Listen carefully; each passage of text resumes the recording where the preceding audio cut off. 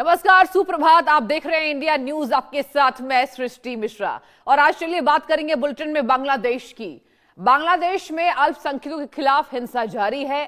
सिलहट के मोबाई घाट में, ध्यान से सुनिए, हिंदू शिक्षक वीरेंद्र कुमार डे के घर में आग लगा दी गई। घटना के बाद से परिवार और आसपास के लोगों में दहशत का माहौल है।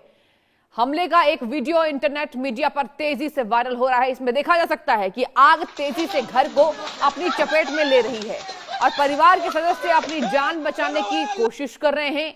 इस हफ्ता की ये शुरुआत में फेनी जिले के डागन भुइयां में बदमाशों ने एक हिंदू व्यक्ति की चाकू से वार कर हत्या कर दी थी। बांग्लादेश के जगतपुर गांव में सोमवार को एक खेत में 27 वर्षीय ऑटो रिक्शा चालक समीर दास का शव बरामद किया गया।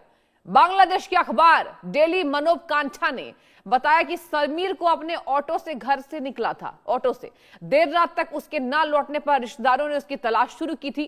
स्थानीय लोगों को जगतपुर गांव में एक खेत में समीर का शव मिला। सूचना मिलते ही पुलिस मौके पर पहुंची हालांकि और शव बरामद किया गया। ब्रिटेन के सांसद वाब ब्लैकमैन ने बांग्लादेश में हिंदुओं की हत्याओं पर चिंता जताई है। ब्रिटेन की संसद को संबोधित करते हुए उन्होंने कहा, ब्लैकमैन ने सरकार से अल्पसंख्यक की सुरक्षा के लिए उचित कार्रवाई करने और स्वतंत्र एवं निष्पक्ष चुनाव सुनिश्चित करने का आह्वान किया है। ब्लैकमैन ने चिंता जताई कि देश की एक प्रमुख राजनीतिक पार्टी आवामी लीग पर प्रतिबंध लगा दिया गया है, जबकि जनमत सर्वेक्षणों में उसे 30% समर्थन प्राप्त है। तो देखिए दर्शकों, अगर हम बांग्लादेश की बात करें, हालत बद से बदतर, और सबसे बड़ी बात तो यह है कि हिंदुओं को टारगेट किया जा रहा है। कभी हिंदू ऑटो रिक्शा वाले की हत्या कर दी जाती है, परिजन में कोहराम मचता है, तो शाम में पता चलता है खेत में शव मिला है। और अब देखिए, अब ब्रिटेन में भी इसके लिए आवाज उठाई जा रही है। ये क्या हो रहा है? और चलिए इस पर हम गहन चिंतन करेंगे और विशेष चर्चा करेंगे। हमारे साथ कर्नल जे.एस. सोढ़ी जी, विदेश मामलों के जानकार, जुड़ चुके हैं, और डिफेंस एक्सपर्ट, माफ कीजिएगा, defence expert colonel JS. Sodhi ji, और वही रानिक दत्ता जुड़ चुके हैं। सबसे पहले मैं जानना चाहूंगी कर्नल जी आपके पास, और बताइए कि देखिए हिंदुओं की हत्या कम नहीं हो रही है सर, ये चिंता की बात है ना। हम हर हफ्ते ऐसी खबरों को देख रहे हैं। अब क्या एक्शन लिया जाना चाहिए सर? जय हिंद सृष्टि जी। जय हिंद। ये मेरा सौभाग्य कि मैं आपके न्यूज चैनल पे हूं।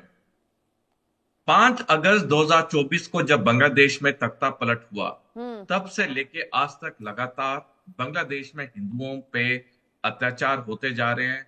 मंदिरों को तोड़ा जा रहा है, बर्बाद किया जा रहा है। आए गए दिन खबर आती जब किसी ना किसी हिंदू की या तो वहां पे जान चली गई है या उसके घर पे आग लगा दी गई है। बिल्कुल 1.5 साल से ज्यादा हो गए और ये चीज बंद होने का नाम बिल्कुल नहीं ले रही है। और मेरे को बड़े अफसोस से कहना पड़ता है कि जो अगले महीने 12 फरवरी को बांग्लादेश में चुनाव होंगे, जो भी पार्टी जीतेगी, चाहे बीएनपी या जमात, दोनों ही भारत विरोधी पार्टी हैं, दोनों ही हिंदू धर्म विरोधी पार्टी हैं। और बांग्लादेश में ये जो सिलसिला 1.5 साल से चलता आ रहा है हिंदुओं पे अत्याचार, ये थमेगा नहीं। बांग्लादेश में सिलसिला हिंदुओं पे अत्याचार का तब थमेगा जब बांग्लादेश में फ्री, फेयर और इंक्लूसिव इलेक्शन होंगे, जहां पे हर पॉलिटिकल पार्टी को ये खुली छूट होगी चुनाव में हिस्सा लेने की, खास करके अवामी लीग, जिसे अवैध करार दे दिया गया है। हमने देखा जब 15 साल का शेख हसीना का कार्यकाल था बांग्लादेश में, ऐसी कोई रिपोर्ट नहीं आती थी कि हिंदुओं पे अत्याचार हो रहा है, मंदिरों को तोड़ा जा रहा है। तो बांग्लादेश में पहली बात तो बांग्लादेश की तरक्की के लिए और उनकी माइनॉरिटीज की प्रोटेक्शन के लिए बहुत जरूरी है कि बांग्लादेश में फ्री, फेयर और इंक्लूसिव चुनाव हो, जहां पे हर पॉलिटिकल पार्टी को निष्पक्ष तरीके से चुनाव लड़ने की अनुमति हो। सर ये भी बताइए कि देखिए हम हत्याएं देख रहे हैं, संख्या बढ़ती जा रही है। इन हम